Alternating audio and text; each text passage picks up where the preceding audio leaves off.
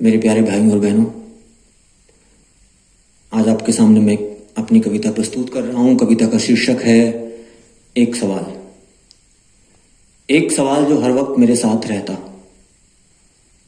वो सवाल जिसने मुझे विचलित किया, आहत किया।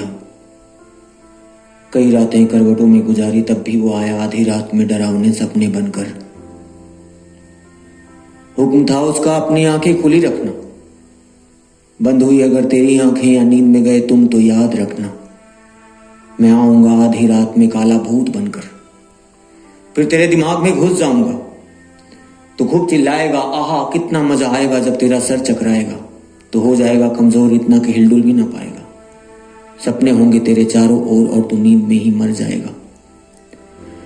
मैं तब झट नींद से जागा और उठ बैठा बिस्तर पर। सोचा इस सवाल का जवाब क्यों नहीं दे पाता, कुछ सोचूं इसका जवाब तो क्यों मैं फिर से शून्य में चला जाता। वो जब भी मेरे आगे आया उसने मेरा रास्ता रोका। डर से उसके मेरे विचारों ने ही मुझे धोखा दिया, मेरा साथ छोड़ा। मैं चुप खड़ा था, निर्बल और भय से भरा। फिर मैंने हिम्मत जुटाई, थोड़ी सी जुगत लगाई। कहा देखो घर में बहुत काम है, अभी जाने दो। मैं कल मिलूंगा, निश्चय ही ढूंढ लूंगा। बेफिक्र हो तू जा भी दूंगा, पक्का उत्तर सही। वो मुस्कुराया पर उसकी भौहें तनी थी। तुरंत समझ में आया ये हंसी तो नकली है। मैं घबराया, सोचा निश्चित आज मेरी बलि है। वो तना खड़ा था हमेशा की तरह, अपने सवालों पे अड़ा था। सहसा वो गुस्से से भर आया, फिर खूब जोर से चिल्लाया। कहा मेरा सवाल ध्यान से सुन, सिर्फ इतना बता तू कौन है। सवाल अति सरल था, मैंने भी ना देर लगाई। मैंने कहा मेरा नाम फलान है। उसने नाम में अपना सर हिलाया। कहा तुझे तनिक संकोच ना आया, जब तू पैदा हुआ ये नाम भी किसी और से पाया। अब फिर से मैं शून्य में आया, शब्दों की चोरी हो गई। मेरे विचारों ने भी तगड़ा झटका खाया, अन्यथा निश्चित ही उत्तर दे पाता। सवाल सरल था पर अब मैं मौन हूं। किससे पूछूं मैं कौन हूं, मैं कौन हूं। जब खुशी मिले तो हंसता हूँ, गम आए तो रोता हूँ। थक जाऊं जब रोज के कामों से तो चादर ओढ़ कर सोता हूँ। अभी समझ में आया हो मैं कितना छोटा हूँ, कितना छोटा हूँ। जब मेरा जन्म हुआ सबने मिलकर मुझे एक नाम दिया और मैं मालिक बना अपने नाम का। सोचा बड़े बड़े मैं काम करूंगा, अपना रोशन नाम करूंगा। ना जाने कितनों का दिल तोड़ा, नाम कमाने के चक्कर में अपना घर भी छोड़ा।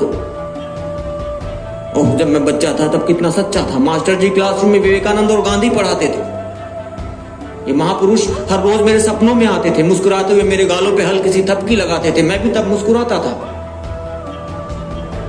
अब ये सब मेरे सपनों में क्यों नहीं आते, मेरे गालों पे हल्की सी थपकी क्यों नहीं लगाते। जैसे जैसे मैं बड़ा हुआ जाके भीड़ में खड़ा हुआ, वहां भी सब मेरे जैसे थे। कुछ ने नए तो कुछ ने पुराने कपड़े पहने थे। सबके चेहरे पे एक चमक थी, कुछ नया करने की ललक थी। अचानक सब तेज तेज चलने लगे। हालात ये हो गई कि हम एक दूसरे से ही डरने लगे। फिर हमने झूठ बोलना सीखा, न जाने कितने बुरे काम किए। अपने मास्टर जी का चेहरा भी भूल गया। क्लासरूम की मेज कुर्सियां भी बस धुंधली यादों में हैं। फिर से अब मैं मौन हूं, किससे पूछूं मैं कौन हूं, मैं कौन हूं। अब मैं बहुत सीरियस हूं पर थोड़ा थोड़ा नर्वस हूं। मंदिर गया, मस्जिद गया, चर्च और गुरुद्वारे के बीच चक्कर लगाए। लंबी कतार लगी थी, सब नहा धोकर आए थे। अपने हाथों में थोड़ी थोड़ी रिश्वत भी लाए थे। मैंने अपने आगे वाले से पूछा भाई साहब इसका क्या करोगे। वो तिलमिलाया, बोला अरे मूर्ख यहाँ दोगे 100 तो 1000 पाओगे। जैसे तैसे असिस्टेंट को मनाया, फिर जाके मेरा नंबर आया। आते ही झट पूछ लिया मैंने, मुझे बस मेरी पहचान बता दो। क्या है मेरा काम, ये काम बता दो। घबराता हूं तो सोए से उठ जाता हूं। क्या ना मेरी किस्मत में है, फिर क्यों मैं हाँ के पीछे एक पागल सा दौड़ लगाता हूं। अनजाने अनचाहे इन राहों पर कभी कभी थक जाता हूं मैं। कहते हैं वक्त सब कुछ बयां करता है। अंधेरी रातों में भी कण कण जो धूल मिट्टी के हैं दिखा करता है। खामोश हूं सोचकर, फिर क्यों नहीं दिखता मैं। आका आप भी मेरे प्रश्नों पे मौन फरमा रहे थे। निराश मन में अपने घर को आया, तभी एक उपाय सूझा। क्यों ना पूछूं उसे जिसने मुझे जन्म दिया।